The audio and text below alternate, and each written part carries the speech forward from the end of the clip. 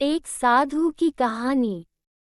एक बार एक गांव में एक साधु रहता था जो भगवान पर बहुत विश्वास रखता था। एक बार वह साधु पेड़ के नीचे बैठा था और भगवान को याद कर रहा था तो अचानक वहां बाढ़ आ गई। चारों तरफ पानी ही पानी था।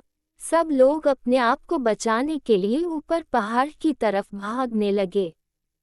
उनमें से एक आदमी ने देखा कि इस हालत में भी साधु जी भगवान की तपस्या कर रहे हैं। उसने सोचा कि ये अपने आप को बचाने के लिए कहीं जा क्यों नहीं रहे हैं। तब उसने साधु से बोला, अरे आप कहीं जा क्यों नहीं रहे हो? आप भी मेरे साथ ऊपर पहाड़ की तरफ चलो, नहीं तो डूब जाओगे।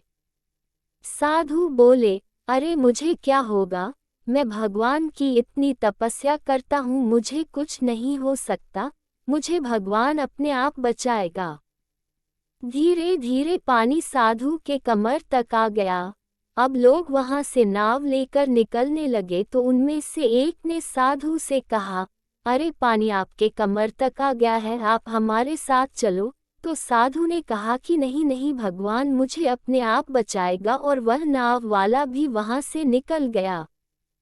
कुछ देर बाद पानी इतना बढ़ गया कि साधु के सर तक पहुंच गया और अब लोगों को बचने के लिए हेलीकॉप्टर निकलने लगे। एक हेलीकॉप्टर साधु के पास आया जो कि आखिरी हेलीकॉप्टर था। साधु के पास नीचे रस्सी फेंकी और बोला, इसे पकड़ो और ऊपर आ जाओ, नहीं तो आप डूब जाओगे। यह आखिरी हेलीकॉप्टर है और आपके पास में दूसरा कोई रास्ता नहीं है बचने के लिए।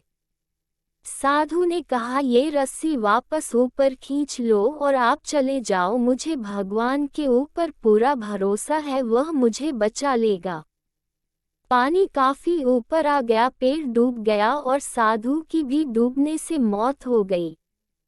मरने के बाद साधु भगवान के पास गया और बोला, हे भगवान, मैंने पूरी जिंदगी आपकी तपस्या की, मेरा सारा जीवन आपकी आराधना करने में लगा दिया, फिर भी इतने भरोसे के साथ इंतजार किया कि तुम मुझे बचाने आओगे, लेकिन वहां मेरी डूबकर मौत हो गई और तुम नहीं आए, ऐसा क्यों? भगवान बोले, मूर्ख इंसान, एक नहीं 3 बार आया था, वो तीनों बार मैं ही तो था।